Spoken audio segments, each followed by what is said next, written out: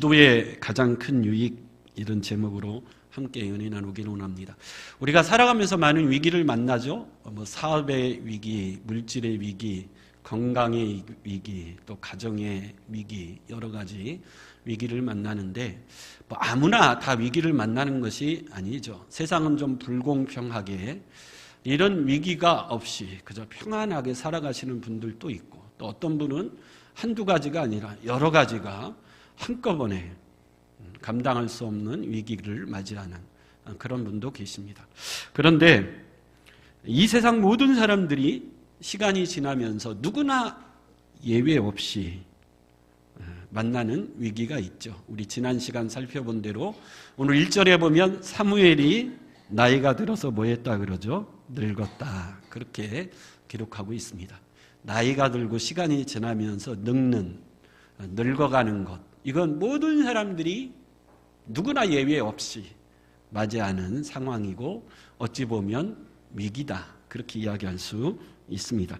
사무엘은 지금까지 그 시대의 가장 탁월한 믿음의 일꾼이었죠. 사사요, 제사장이요, 선지자였습니다. 구약시대 유일한 삼직을 가지고 하나님 앞에 또 나라와 민족을 위해서 헌신하고 봉사했던 사람이죠. 특별히 선지자로서 시족격인 사람이다, 그렇게 평가를 하죠. 원래 시조, 비조는 최초의 사람은 신명기 18장 15절에 보면 모세가 성경에 등장하는 최초의 선지자라 그러지만, 그러나 선지자로서 본격적으로 체계적인 교육을 통해서 세워지고, 또 선지자의 구약시대의 가장 중요한 임무는 왕에게 찾아가서 하나님의 말씀을 전하고 하나님의 말씀으로 왕의 권력을 견제하는 가장 중요한 역할을 선지자가 했죠.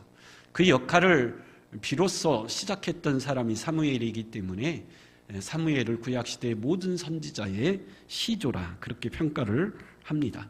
또 사무엘은 탁월한 영적 거장이었죠. 자신의 어머니 한나가 하나님 앞에 기도해서 낳은 아들입니다. 또 서원대로 젖을 떼자마자 하나님의 성전에 바쳐져서 엘리 제사장 밑에 일하게 되었던 사람. 제자는 스승을 뛰어넘기 힘들다, 그런 말이 있는데, 그러나 사무엘은 스승과 같은 엘리 제사장을 뛰어넘은 영적 거장이었죠. 어려서부터 하나님의 말씀을 직접 들었던 사람이고, 또 사무엘이 전하는 하나님의 말씀이 그대로 성취되는 것을 이스라엘 모든 사람들이 직접 볼 수 있을 정도로 탁월한 말씀의 종이었습니다. 그의 믿음의 탁월함은 미스바 성회에서 드러났죠. 온 백성을 미스바라고 하는 곳에 모아놓고 하나님 앞에 회개하고 영적 부흥을 갈망하는데 블레셋이 때마침 쳐들어왔습니다. 근데 사무엘은 그런 국가적인 위기 상황을 온 백성의 영적 회복으로, 기회로 바꿀 줄 아는 그런 탁월한 지도자였죠. 육적 위기를 영적 기회로 바꿀 줄 아는 영적 안목을 가진 사람이었습니다. 그래서 미스바 성회에서 온 백성을 모아 회개케 하고 쳐들어오는 블레셋 군대를 기도로 물리친 에베네셀의 축복의 주인공이기도 합니다. 그리고 가장 큰 권위를 가지고 이스라엘을 다스렸던 사람이죠. 사울과 다윗 두 사람을 기름 부어 왕으로 세웠지만 사울 왕에게 선지자로서 하나님의 말씀을 들고 가서 왕을 책망하고 지적하기에 직언을 주저하지 않았던, 다른 이방 나라에서는 상상도 못하는 일이죠. 아무리 제사장이요 선지자라고 해도 왕의 비위를 건드리면 죽을 수도 있는 그런 대단한 권력을 가진 왕이었는데, 사무엘은 그런 왕일지라도 하나님의 말씀을 들고 가서 책망과 직언을 주저하지 않았던, 그래서 온 이스라엘이 왕부터 시작해서 모든 백성들이 하나님만을 섬기는 온전한 제사장 나라가 되기를, 그 일을 위해서 자신의 모든 것을 아낌없이 바쳐 헌신했던 인물. 그런데 그 사무엘도 흐르는 세월을 막을 수가 없었죠. 시간이 지나면서 나이가 들어 늙었다. 근데 이스라엘의 장로들, 대표들이 찾아와서 그렇게 요구하죠. 사무엘, 당신은 늙었고 당신의 두 아들은 당신과 같지 아니하니 당신 대신 우리에게 왕을 좀 세워달라. 당신은 이제 나이 많아 늙었으니 당신의 지도력도 점점점 힘이 없어지고 영적 탁월함도 점점점 사그라드니 당신을 대신해서 우리를 다스릴 왕을 좀 세워달라는 거죠. 사무엘은 이 요구를 듣고 굉장히 마음이 섭섭했겠죠. 마치 토사구팽 당하는 듯한 그런 섭섭한 마음이 들었을 겁니다. 너무 서운하고 화가 났죠. 근데 하나님이 사무엘아, 이스라엘이 너를 버림이 아니요 나를 버림이라고 말씀해 주셨지만, 그러나 내가 나이 많아 늙었다고 이제 당신 대신 왕을 세워달라고 하는 그 백성들의 요구에 서운함 감정을 어찌하지 못하는 그런 감정을 느낄 수 있는 대목이라고 할 수 있습니다. 그러니까 이런 글이 있더라고요. 나이가 들어서 지켜야 할 세븐업. 업이라는 말은 끌어올리다, 더욱 힘쓰다 그런 말인데, 나이가 들어가면서 더욱 힘써야 될 7가지. 나이가 들어가면서 매력 있게 나이가 들어가려면 이 7가지를 꼭 기억하라는 거죠. 이 7가지 간단히 살펴보면, 첫째는 클린업, 깨끗하게 청결하게 살아라. 나이가 들수록. 근데 어느 집에 가면 정말 청결하고 깨끗하게 사시는 분이 있는데, 또 어느 분 집에 가보면 좀 그러지 못하는 분이 계시죠. 제가 지금 돌아가셨는데 강남에 사는 여전사님이 혼자 사셨는데 초청받아서 그 집에 한번 가봤더니 뭐 아파트가 대단히 넓죠. 근데 혼자 사시는데 집이 정말 깨끗합니다. 여러분, 깨끗하고 청결하는 비결이 뭔지 아세요?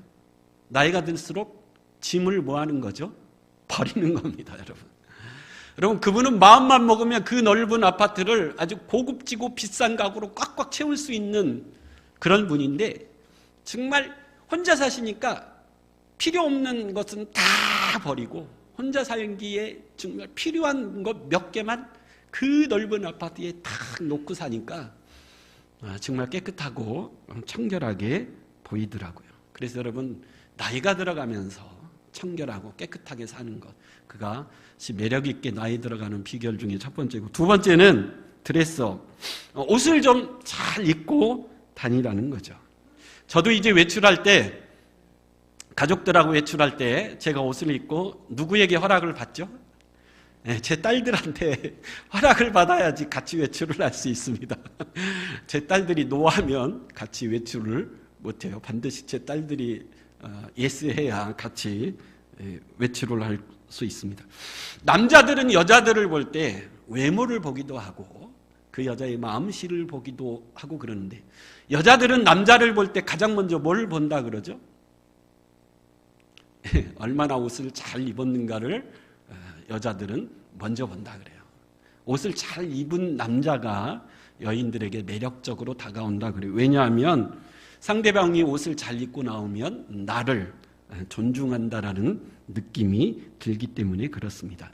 남자들은 좀 이해하기 쉽지 않죠? 뭐 겨울에는 따뜻하게 입으면 되고 여름에는 시원하게 입으면 되는데, 근데 그렇지 않다라는, 무조건 비싼 옷을 입으라는 게 아니고 드레스 코드, 상황에 맞는 옷을 잘 입으라는 거죠. 장례식장에 갈 때는 장례식장에 맞게, 결혼식장에 갈 때는 결혼식장에 맞게. 우리는 지금 총각들이 없어서 그런데, 총각들이 빨리 장가갈 수 있는 비결은 평소에 옷을 좀 잘 입고 다니라. 세 번째, 나이가 들면서 활기차게 항상 웃고 살라는 거예요. 나이가 들수록 온갖 세상 근심 걱정 다 짊어지고 사는 것처럼 막 인상 쓰고 살지 말고, 매력 있게 나이가 들어가는 세 번째 비결은 항상 뭐하라 그러죠? 웃으며 살라는 거예요. 요즘 전원지 씨가 아주 뜨고 있죠. 왜 그러죠? 하이닉스 주식을 2011년도에 한 주에 2만 원을 주고 샀는데, 그 2만 원짜리가 지금 얼마가 됐죠? 100만 원이 넘었습니다. 어마어마한 거죠. 2만 원 주고 산 건데 지금 100만 원이 넘었으니까 수십억의 차익을 봐서 굉장히 유명해진 분인데, 원래 이 전원주라고 하는 것 우리 애들은 모르더라고요. 전원주가 누구예요? 전원주 씨는 탤런트인데 키도 작고 얼굴도 못생겨서 항상 단역 전문 배우, 뭐 이렇게 가정부를 잠깐 하거나 단역 전문 배우인데, 이 전원주 씨가 어느 날 갑자기 떴습니다. 왜 떴죠? 웃음소리 때문에. 전원주 씨의 그 독특한 웃음소리 때문에 정말 모든 프로그램의 섭외 1순위고 막 광고도 많이 찍고 막 한참 떴습니다. 근데 전원주 씨가 내가 왜 그렇게 웃게 됐는가를 한번 간증한 적이 있어요. 자기가 젊은 시절에 남편이 사업에 실패하고 크게 경제적으로 어려웠다 그래요. 근데 자존심도 상하고 미래가 잘 보이지 않았는데 그때 붙은 것이 신앙이었다 그러죠. 하나님 앞에 나아가 이렇게 기도했다 그래요. 하나님, 제가 울면 아이들도 울고 가정이 무너집니다. 그러니 제가 웃겠습니다. 웃게 해주십시오. 그래서 그때부터 일부러라도 막 웃으면서 살기 시작했다라는 거예요. 막 웃는다고 당장 뭐가 좋아집니까? 아니죠. 근데 항상 웃고 살다 보니까 전원주 씨의 트레이드 마크가 되었고 많은 사람들의 위로의 도구가 되었고 방송에서 뜨기 시작했다라는 거죠. 그래서 여러분, 웃고만 살아도 인생이 바뀌고 문제가 풀릴 줄 믿습니다. 그래서 매력 있게 나이가 들어가려면 웃고 살아라. 네 번째는 샷업, 말 줄이기입니다. 여러분, 이게 나이 든 사람분들의 어려운 것 중에 하나예요. 왜 그렇죠? 인생 경험이 많기 때문에, 살아온 세월 동안 삶의 지혜가 쌓여 있기 때문에 자녀들이나 젊은이들에게 자꾸 이런저런 충고를 해주고 싶어요. 근데 젊은이들은 그런 사람들을 뭐라고 부르죠? 꼰대라떼. 그렇게 부릅니다. 제 딸들이 이제 취업을 이렇게 이제 막 졸업하고 그러니까 이제 외할아버지가 이렇게 나름 한전에서 직장 생활을 성공하신 분이에요. 이렇게 너희들이 직장에서 아무리 노력해도 올라갈 수 없는, 나름 성공하신 분이니까 외할아버지가 손녀들에게 어떻게 하면 직장 생활을 잘 할 수 있는가를 뭐 하고 싶죠? 가르쳐주고 싶어요. 야, 직장 생활을 어떻게 하면 잘 할 수 있는가? 근데 이거를 하면은 뭐 같이 들리죠? 잔소리 같이 들리니까 해주고는 싶은데, 이거 말할 수는 없고. 그래, 참다 저번에 한마디 하시더라고요. 야, 너 직장 생활 하는데, 청소하시는 분들 있지. 화장실 청소하고. 그런 분들 만날 때마다 꼬박꼬박 인사 잘해라. 왜 그러냐면, 내 상사들이 너를 평가할 때 다른 사람들한테 안 물어본다라는 거예요. 다 뭐 직원들끼리는 다 얽히고 설켜 있기 때문에 제대로 객관적으로 평가를 못 하는데, 그 청소하시는 분들은 그 회사 직원들을 가장 객관적으로 평가할 수 있다라는 거죠. 얽혀 있지 않기 때문에. 그래서 내 상사들이 네 인성이나 이걸 평가할 때 꼭 그런 분들한테 물어본다라는 거. 어느 부서에 누구 어떻습니까? 그러니까 그 청소하는 분들한테 네가 먼저 꼬박꼬박 인사 열심히 잘해라. 굉장히 중요한 팁이지 않습니까? 근데 아이들이 이걸 귀로 잘 담아들을까요? 안 담아들을까요? 모르겠습니다. 담아들었는지 안 담아들었는지. 어쨌든 하고 싶은 말을 절제하는 것은 언제나 미덕이라 그러죠. 그리고 말을 할 때에는 충고보다는 뭘 많이 해줘야 되죠? 칭찬을 항상 많이 해주라. 다섯 번째는 지갑을 열어라. 지갑. 물론 퇴직하고 물질적으로 힘들 수도 있지만 나이가 들수록 자꾸 지갑을 열어서 베풀라는 거예요. 이런 말이 있죠. 나이가 들수록 입은 닫고 지갑은 뭐해라? 열어라. 근데 반대로 사시는 분이 있어요. 입은 자꾸 열라 그러고 지갑은 자꾸 닫는 분들이 계신데, 매력 있게 나이가 드시려면 입은 닫고 지갑을 자꾸 여는 분들. 그래서 지금부터 기도하십시오. 하나님, 내가 퇴직하고도 지갑을 열어서 이렇게 좀 베푸는 인생이 될 수 있도록 축복해 달라고. 교회도 마찬가지죠. 어떤 교회는 충분히 베풀 수 있는 교회인데 지갑을 닫는 교회가 있고, 어떤 교회는 힘들고 어려운데도 창고의 문을 활짝 여는 그런 교회도 있죠. 여섯 번째는 모임에 적극적으로 참여하라는 거죠. 현직에 있을 때는 억지로라도 막 의무적으로라도 이런저런 모임에 참석하는데, 나이가 들면 힘도 빠지고 또 열정도 떨어지고 호기심도 떨어지고, 비가 오면 비가 와서 바람 불면 바람이 불어서 나가기 싫고, 요즘은 막 배달로 음식이 배달되니까 더 밖에 안 나가려고 그러는데 적극적으로 모임에 참석해서 사람들을 만나라 그래요. 여러분, 적극적으로 여러분들이 힘써 참여해야 될 모임이 뭐죠? 예배에 열심히 나오면 되는 줄 믿습니다. 그래서 나이가 들수록 여러분 예배 열심히 나오고, 마지막 7번째는 포기하기입니다. 욕심을 버리고 마음을 비우라. 이게 사실은 가장 어렵죠. 나이가 들수록 이게 아니라고 생각할 때는 멈추고 포기하는 것, 받아들여야 할 것은 내 마음에 안 들어도 받아들이는 것, 이게 매력 있게 나이 들어가는 마지막 7번째 비결입니다. 오늘 본문의 사무엘의 상황이 그런 어려움에 처해 있죠. 나이가 들었다라는 것, 이거 받아들여야 되는데 쉽지가 않습니다. 나이가 들었기 때문에 내 영향력에 감소한다라는 것, 이거 받아들여야 되는데 쉽지 않죠. 얼굴에 주름살이 생긴 것을 받아들이기가 쉽지 않고, 내가 이 나라를 이끌어온 강력한 지도자로서 그 권위가 줄어들고 있다는 것을 받아들여야 되는데 그걸 받아들이기가 쉽지 않다라는 거죠. 지금까지 사무엘은 사사요, 선지자요, 제사장으로서 이스라엘을 정말 잘 다스렸고 지금까지 잘 이끌어 왔습니다. 근데 나이가 들어서 그 모든 것이 침체되고 떨어지기 시작하니까 이스라엘 백성들이 당신 대신 왕을 세워달라. 그것도 서운한데 자식들 문제를 또 들추죠. 당신의 두 아들도 문제라는 거예요. 여러분, 근데 자식 문제 얼마나 힘듭니까? 내 마음대로 할 수 있는 자식이 어디 있습니까? 내 마음대로 안 되는 자식 두 아들 문제까지 들추면서 당신도 나이 많아 늙었고 당신의 두 아들도 문제니까 제발 우리에게 왕을 좀 세워달라. 근데 사무엘의 입장만 생각하고 이스라엘의 요구를 무시할 수 없죠. 왜 그렇죠?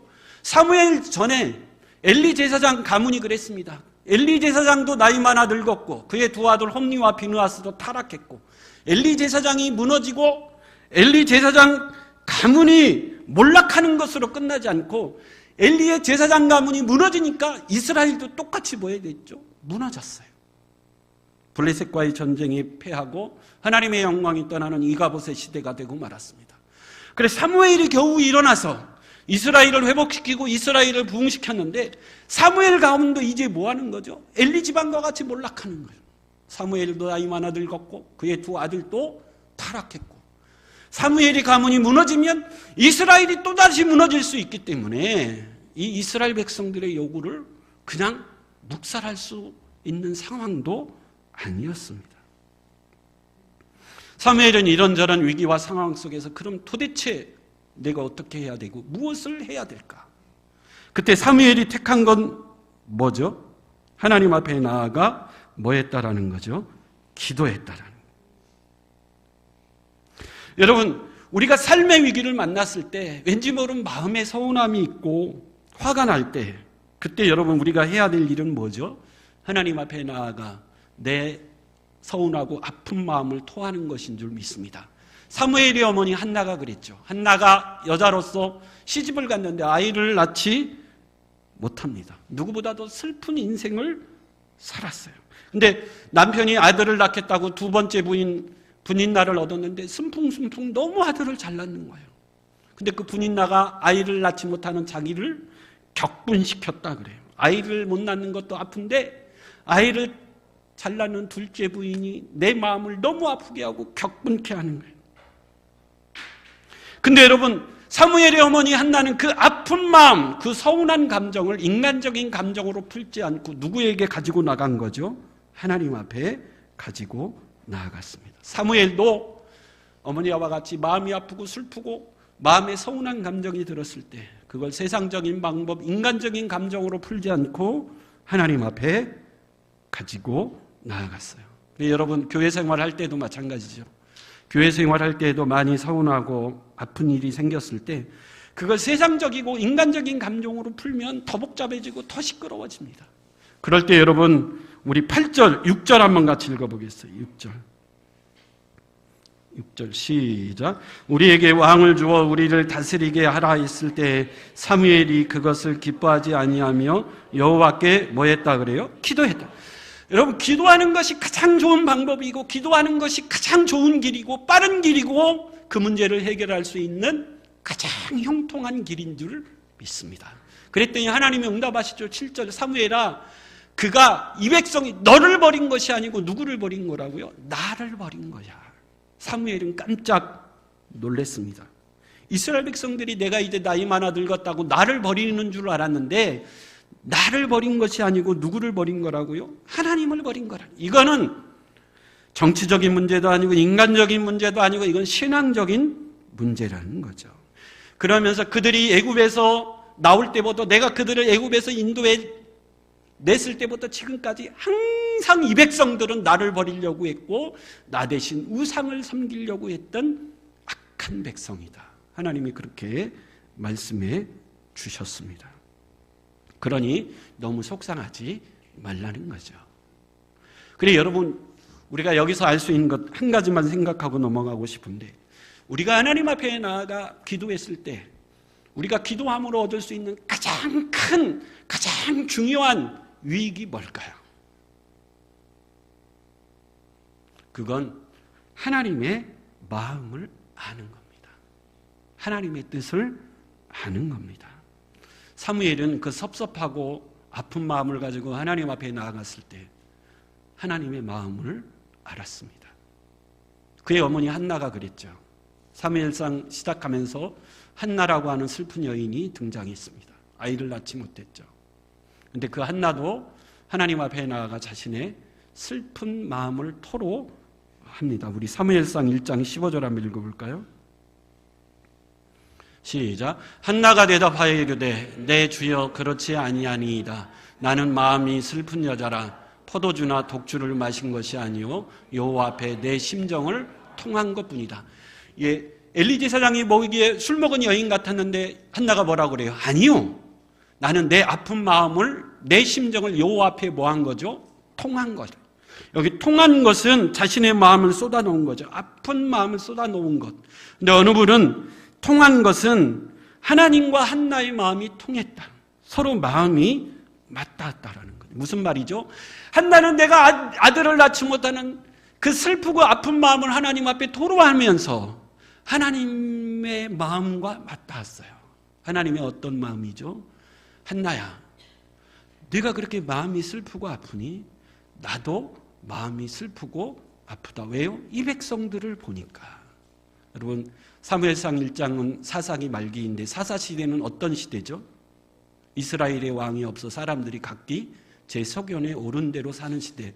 다시 말하면 이스라엘 백성들이 하나님을 버리고 우상을 섬기면서 말씀에 순종하는 것이 아니라 자기 마음대로 자기가 살고 싶은 대로 자기 멋대로 사는 시대가 사사시대였다라는 거죠.